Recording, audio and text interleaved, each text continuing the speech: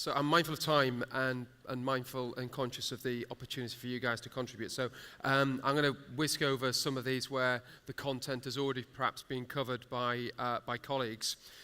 Key to this, in many respects, this session is about future-proofing local roads. And as part of that, there is a document that TAG has just produced entitled Transforming the Narrative, because there is a very substantial amount of data and technical information associated with our local roads.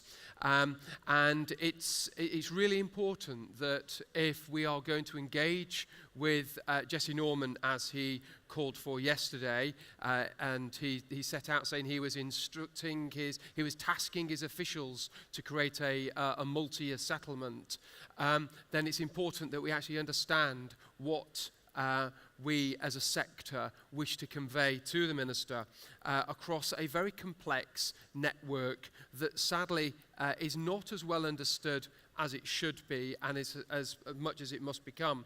It is a network that is constantly changing, from horses and carts a few hundred years ago to the Uber and the mobility as a service as we now see. We unlock new homes, we innovate, we are the arteries for 97% of the UK network, and sadly we are neglected compared to Highways England. This is not about knocking Highways England, this is about actually learning from the narrative that they've been able to develop very successfully. As Jim mentioned yesterday, he looks back at the 2015 as a point at which they were able to achieve a long-term forward settlement, and it's inconceivable to look back on how life was before then. That's the world that local authorities are still at. However, I don't think it's as bleak in many respects. If you were to look at the crystal ball from 10 years ago, where actually we didn't have that graph that Martin Tett set out with that DFT contribution, we didn't get DFT capital grant for highways maintenance. We got borrowing approval, so that was funded by the local charge payer. So there has been a fundamental change, but despite that, over the last 10 years, we are increasingly talking about potholes at the expense of everything else. I did not join this sector to talk about potholes by any measure, and all those who have a calling for elected office wish that they are not talking about it in 10 years' time in the way that we have done to date. So, flashback 2008, what would success have looked like over the last decade? Well, we've got borrowing replaced with grant. We do have a multi-year settlement in part that came in 2014. We get one-to-one time with our finance director, courtesy of the level 1, 2, 3 incentive funding regime, which is substantial. We do have full asset management plans and a forward program that is 36 to 48 months ahead, or we should do if we're level 3. We do now have freedoms of inspection. We have got better customer survey data, as Martin showed for Buckinghamshire there, and most other authorities use that as well. And we've got digitised mapping and forecasting from the likes of Geist and Yotta, the likes that in 2008 we would never have recognised was going to be there. So we have got a better and a richer way of describing what the asset is, what purposes it fulfills, and how it is depreciating. How we condense that and convey that to Minister is going to be important in terms of vehicles such as Matthew's lug review. We've also been pretty darn good at extracting blood from stone. We are a very innovative sector. The funding has remained static in many respects, but we have had some brilliant innovations that have come into play over the last 10 years. And as a sector across 153 highway authorities, we do need to look at how universally adopted those are. It was in the trade press recently, but Wolverhampton, bless them, had just discovered the jet patcher. Sorry, they've been around for 20 years. An authority, a major authority at a powerhouse in the north, had just discovered or rediscovered last year the concept of surface dressing. Really? 153 different piles of salt across the country, 153 different types of gritter, 153 highwaymen, and they usually are highwaymen, who decide when the gritter should go out. Is that really going to be the future? I think there needs to be a substantial debate about that, because I know across the country, there's not 153 chief bridge engineers that I would really view as being a cut above the rest. And there's more than 153 highway maintenance engineers who believe that they are the best in the sector. But if you look at the headline facts and figures, a few years ago, the Alarm Survey was showing the about £12 billion backlog. That's now around about 9.5 billion, there or thereabouts. So there's some movement in there, and we need to understand that.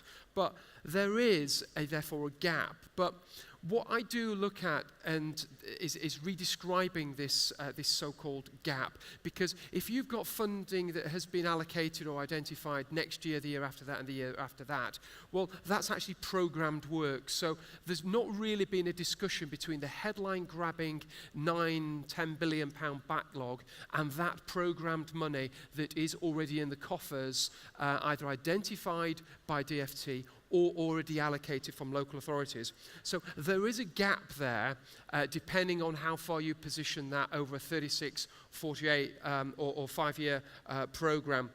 So there needs to be a conversation about how do you describe that. Politicians, when they see a backlog of £10 billion, they will think this is too difficult. So let's spring them 400 million here. It's to be welcomed. But what I want to try and do is see how we actually redescribe that. Not to play around with the figures, but to close the gap so that we can actually set something that is more simple for Treasury and for ministers to actually gain some traction around. So within the document Transforming the Narrative, it is about better understanding and redescribing the backlog. It is about creating a multi-year settlement. And fundamentally for me, the concept of TOTEX.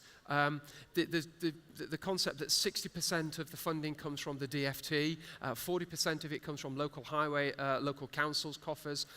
In many respects, if you're going out into that local community, the very fact that you can fix one pothole but you can't fix the other because of different criteria, there is a big issue around how local authorities themselves are describing that.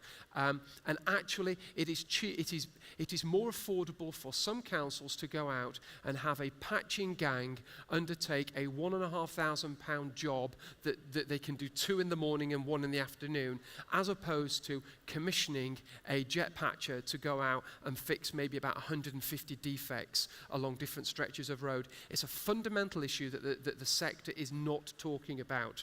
So we need to just recognise that actually we go out there, we fix it once where we can.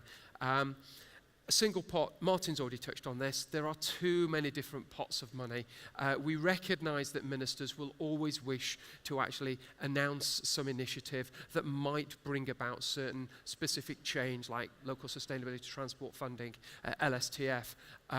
But when it comes down to it, there are too many individual pots. It's too complex. But one of the key things for me is actually understanding the current and future condition. There's 153 ways of describing what the backlog is, and actually for the cost of a single major new road, you could create a year zero. You would create a platform upon which there would be no place to hide, because as a sector, we are not as uniformly at level 3 as we would expect ourselves to be at. And of course, there's a big chunk of this country that does not operate the incentive funding. London. 33 London boroughs operate outside the DFT's incentive regime. It goes through Transport for London. So for the public, they are agnostic as to whether it is a motorway, an A road, a London road, or a Buckinghamshire road. What we need to have is a single consistent system that the people can understand. And as has been floated with some of the figures, there is a lack of understanding within this audience about just what the actual figures are that we are talking about. And there's got to be some leadership shown from DFT on that, and also CIHT through the LUG review are ideally placed to support that, and LGA and the crucial role they have in supporting members understand what are very technical issues. So collectively, there does need to be a multi-year settlement. There needs to be forward planning in a TOTEX regime. But we need to bring Whitehall, Town Hall and Shire Hall together around some really strong and detailed data. In the days of big data that we talk about, we're really still reliant, sadly, on anecdote as to why potholes are created, why they are defects there. Now, there is a recognition here that some councils are less equal than others. Martin has touched upon the impact of the beast from the east. He showed those flooding incidents. There was also a major flooding, I think it was winter of 2014 or 13, was it, Marlow and yeah, and then of course there was major flooding in the north that I experienced up in Calderdale. So when you look at it across 153 highway authorities, you've got some that do require retaining walls to hold up substantial parts of their communities and the links. You have got a major difference between those on the floodplain of rivers and those who are coastal authorities. That requires, if you are Lincolnshire and you've got a whole chunk of your network that could fall into the North Sea, then that needs to be described in a different way than if you are in Warwickshire, which if Warwickshire was to flood from coastal flooding, we would have a big problem. But we have some roads that are built on bedrock and others that are built on clay. We are not looking at things in a granular fashion that can then be scaled up in a way that can have an informed conversation with ministers as to why there are certain issues. And again, a bit techie, but new towns, substantial amount of new towns, Stevenage, Harlow, and major ribbon development that took place in the 1950s and 60s. I blame the planners myself.